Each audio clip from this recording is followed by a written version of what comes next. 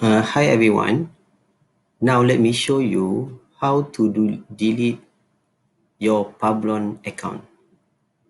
So if you have a duplicate account, more than one account, and you want to delete any one of your Publon account, so you need to log in into the account that you want to delete.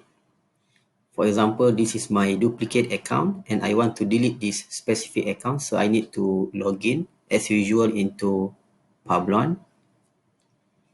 Then you're going to see this interface.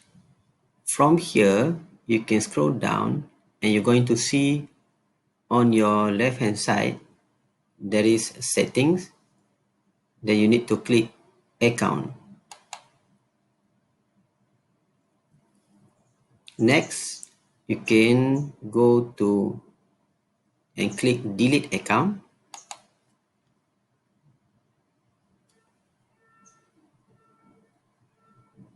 So from here, you just choose I have a duplicate account.